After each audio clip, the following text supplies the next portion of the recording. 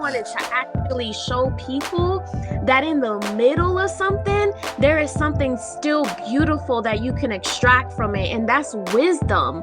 And that's what life is. Like there are certain situations that we go through, whether it's that deep and serious or something like on a lighter note, that really, like, if we can just see the lesson in it, it really won't be as damaging or detrimental as our like first response to it is. If we could just identify, all right, what just happened here? And what am I supposed to learn from this? Like, how is this going to accelerate me or catapult me into the better version of myself? Ladies and gentlemen, we're here. We're back. I'm excited for this one because I've been waiting to get, this person on the show. She's somebody that's an influencer. You heard the whole intro, branding coach. And by far, man, Jesus is rolling with her. Ladies and gentlemen, welcome Michelle to the show. What's happening, fam? Hey, fam. What's up? I'm glad we finally get to make this happen. Absolutely. I'm excited for this because, there's so many people that were saying, DMing me, you should get on the show. You should make this happen. You guys got to collab of some sort. People that are listening right now, they're going through the show notes, clicking on your Instagram profile, trying to find out more about you. Tell the people about, where you come from, a little bit about your, your upbringing in life. Yeah. So I am from Jersey, born and raised. And I actually, in my adulthood, I actually thought I wanted to be a criminal psychologist. So I went to school for criminology and psychology, but my life just completely just shifted. And here we are now. I am a lifestyle influencer and personal brand coach. And I just love all things community. I like to call myself the authenticity maven because I love and enjoy authentic storytelling and just getting into people's story. Like, who are you? Where do you come from? What are you about? I am huge on faith and influence and the ability to really bridge the gap between your values and your faith and really being about that life, right? Like really sharing the gospel or who you are with the culture and the people that you are impacting. And I think that the reason why people just love my approach is because I am who I am unapologetically, but I also know who I serve and who I get my strength from and all that good stuff. So yeah, that's a little bit about me. Oh, that's crazy. I want you to take people back though, because like there's a mentality there, right? That you had to learn. Where you like brought up in the church, like what was it that gives you that strong, that sense of faith and having that backing? Yeah, so here's the funny thing, like my parents actually had me like later on in life. Like I have 3 older sisters. They're about 15 to 20 years older than me. So I kind of came as like a little surprise in their 40s. And so, when I was born, they actually converted into Christianity. So I was kind of like the first generation to really grow up in the Christian faith. And so I grew up with those values. It was like super strict growing up in the church that I grew up in. And I was like, this ain't it. Like, Lord, there's got to be something different. And so it wasn't until I had like just a personal encounter with God and he really changed my life. And ever since then, I was like, okay, it's not about the perfection in a thing, but it's about really inviting him into those areas of my life, into business, into my relationships and community and friendships. And so those values were really birthed in the upbringing of my childhood and my faith. Yeah, I like that a lot. Somebody's listening right now and they're trying to say, you know what, Michelle, how can I tap into some of those values that I learned that I might have forgotten about? Like, what would be your advice for someone trying to figure out, those core things that they stand for? Yeah, I would say like on a more practical sense, like there's this app that I love. It's called the YouVersion Bible app. And it's so practical. It's so easy. You can go in there and kind of like search whatever it is that you're going through, whatever it is that you're trying to like research or whatever you're just trying to find out more about. Like, let's say purpose, right? That's a big one. Purpose, Yeah. identity.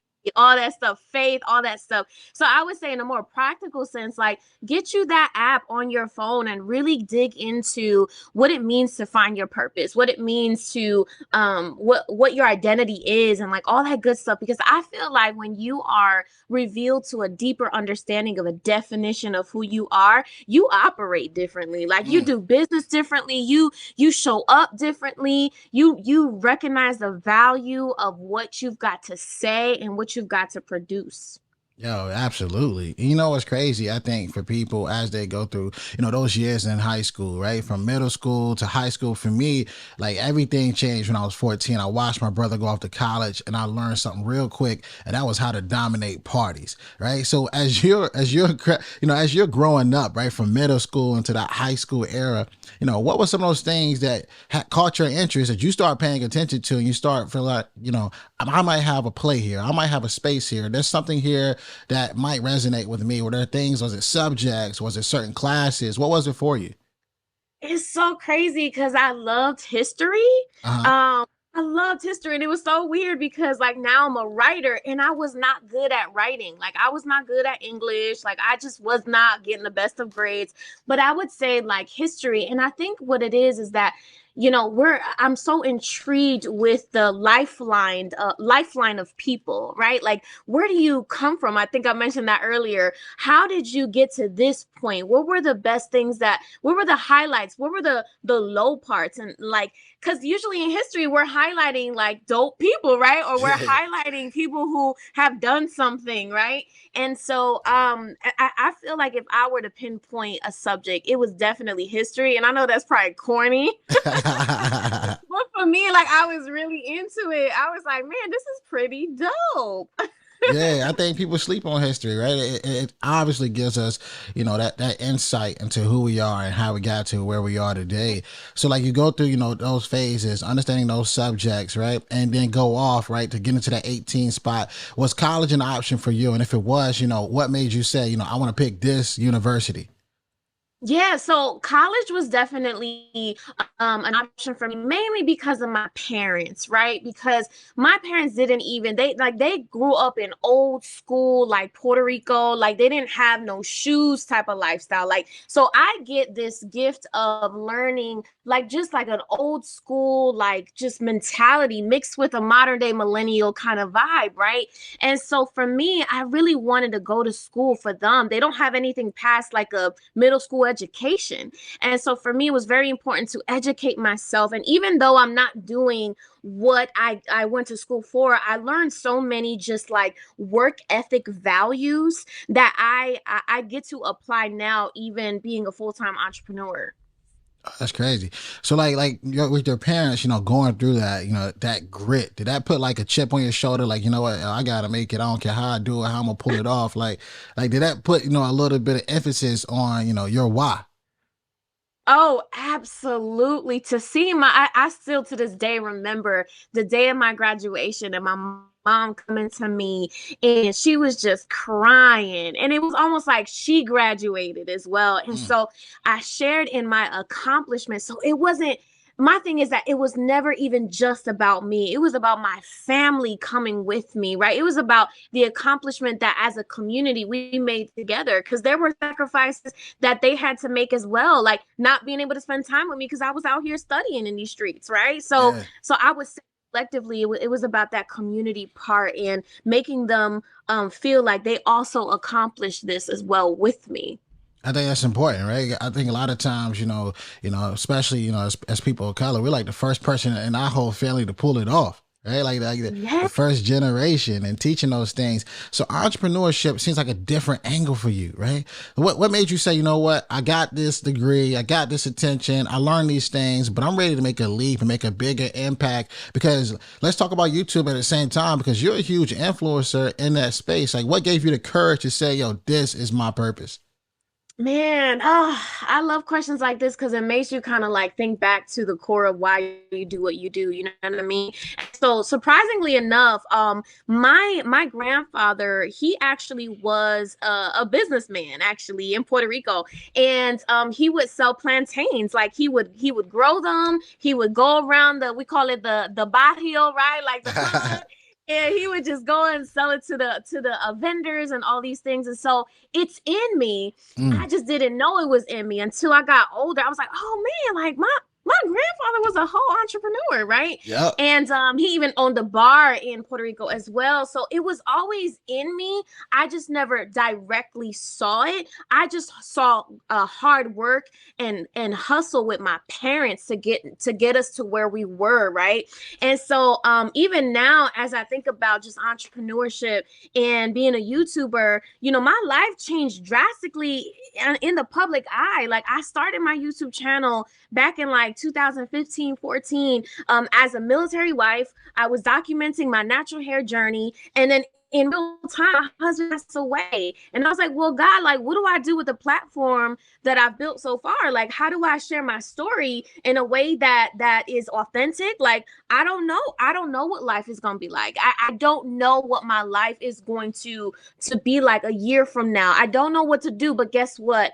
I'm going to invite you guys in because I feel like maybe some of you, although you're not dealing with the same situation or scenario that I am in, I think universally, literally like pain is so universal that Mhm. I think we can all relate to that. It's like a thread that kind of like brings us all together. And that's the part that I wanted to tap into. And that's the thing that kind of like allowed me to really thrust myself into YouTube because I felt like there was this like area that people were uncomfortable with, and that was vulnerability. And I was able to tap into that earlier on, and I was like, man, y'all, there's something here with authenticity. Like, y'all, like when you tap into what's going on in your world, you don't got to be out here telling your business and all that stuff. But I decided to go on a journey of unscripted grief and really me sharing my insights of rebuilding my life from losing everything, from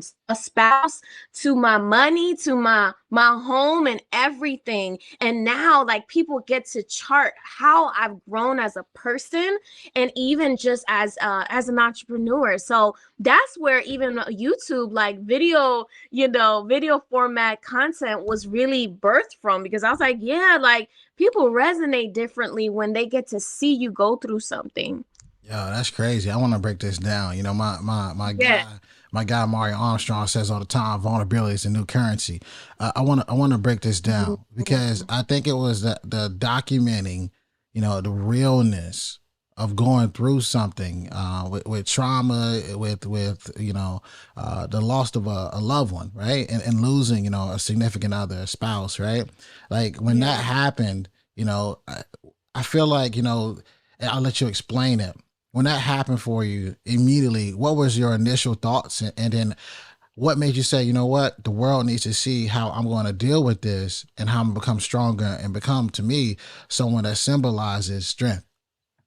Yeah, absolutely. At first, I was kind of like, I was in such a dark place, right? Like, imagine, I was like, I'm walking away from everything. Like, I don't really know what to do from here. Like, how do I continue on with this? And what I realized was that it wasn't that my life stopped. It was that this was a whole new book, not even chapter. This was a whole new book that Mm. I was kind of co-writing with my creator, right? Like I was co-writing this. And so as I was the vessel, as I was the face of telling this story, I had to trust that along the way, on my dark days where I just didn't want to get out of bed, and on my light days where I was like, okay, I'm ready for this. Like either day, I had to have the understanding that I was made for this, and that there were people out there that were waiting for me to respond and to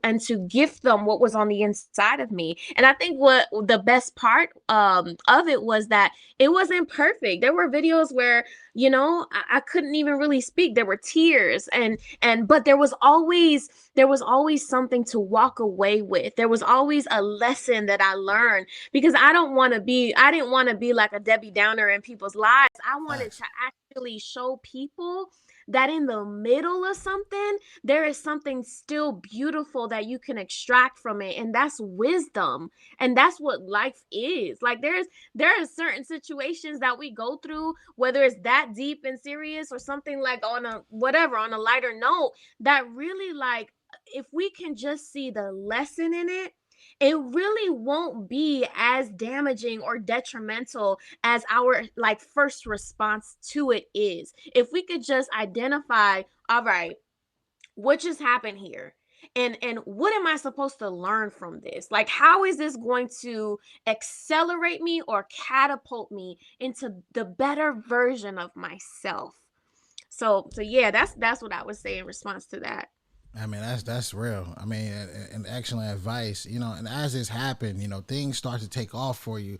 From a YouTube perspective, right? So, Mhm. as you saw your YouTube grow, like I want the audience to get some advice here. I want them to get secrets. I want them to get the tips. I want them to get knowledge and walk away from this podcast and be like, yo, this is crazy. As your audience started to grow, what are some of the tips you can give people that have, aspiring YouTube channels right now that want to see that plaque get mailed to them? What are some tips you would give them on how to grow their YouTube channel?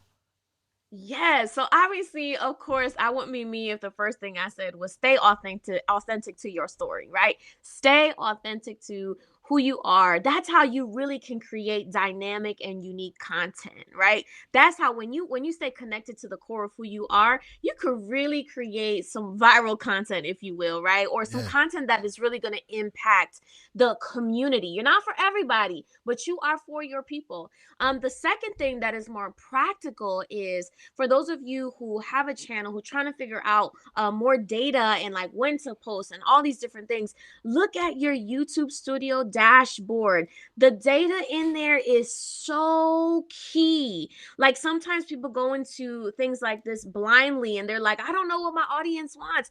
Well, that data will help you, like it's an indicator of how much time people are spending on your videos. What's the watch time? What are the views? Look at those videos that really kind of had the more watch time and people stayed on your video and watched the whole thing, like stuff like that. The third thing that I would say is create a dynamic series. Like when you create a series on your channel, it's a playlist. So what happens is if someone lands on the first video or the second video, the next video is going to automatically play. And what happens is that tells YouTube like, oh, hold up, this subscriber or this person is staying on there longer. And Mm. ultimately, you got to understand that YouTube is a search engine. You got to understand that. And when you understand that, you will create content that people are actually searching and finding out how that aligns to what you got to say, and how I said in the first point, Yeah. how you can remain authentic to yourself. So I feel like those are really three. I feel like those are really three like really good ones. What Yeah, what you yeah, think? yeah. I think those are solid. I mean, you can't fake realness, right? You can't fake being who you are, and I think that's how people really stand out. So many people, they watch what other people are doing, and they Right. aren't remaining themselves, right? So many people are listening or scrolling through Instagram. They're dealing with imposter syndrome. I think there's so many ways you can look at this, because if you're going to create content, sometimes you got to get in the space and say, okay, what sounds like me? Like if I'm typing out a caption, Mhm. does this actually sound like something I would say? I think those are the things that's going to really resonate with people and help you stand different and help you stand out. I mean, would you agree with that? Oh, absolutely. That's so good. Oh my God. And that imposter syndrome thing is so real. But I feel like if you have a an understanding and a belief of who you really are and the value you bring, you are literally gold. You're Yeah. golden. Get Beyond that. beyond go, and I'll be doing the audience a disservice right now if we didn't continue to talk about social media, because you're obviously somebody that knows how to grow it. What's your thoughts on Clubhouse, man? What's your thoughts on this? What's your I thoughts had a on feeling we were Clubhouse? gonna go that route. What's your I thoughts? meant, so at first I was addicted, like everybody, right? Like Yeah, Shawn, I know we've been in some rooms together. I'm like, it was like we were always on it, and now yeah. I'm kind of like, you have to manage your time with that thing, because with that Hmm. app, you can get like FOMO, and it's like then Yeah, it takes you away from what really matters. My audience is on YouTube and Instagram. I think Clubhouse is amazing for networking and kind of getting in on different dynamic conversations that matter. But I think at the same time, like, do not forget like where your people are. Like your Yeah. people are on your other platforms. And so have your allocated time, because I think that like people be out here tripping, and you already know there's so much cap on Clubhouse. Let's not even go there, because you already know. Be a lot of cap. You know what's crazy? I think the quickest way to find out if somebody really is about their life on Clubhouse is that when they start talking, you just got to start clicking and doing your own research. You know, I mean, Please. click it. You know, you can't be telling me you're this guru on social media, and then we go to your Instagram page and it's a bunch of birds and grass photos. It just don't add up. It doesn't add up. And at the end of the day, you know what I love that what Clubhouse did?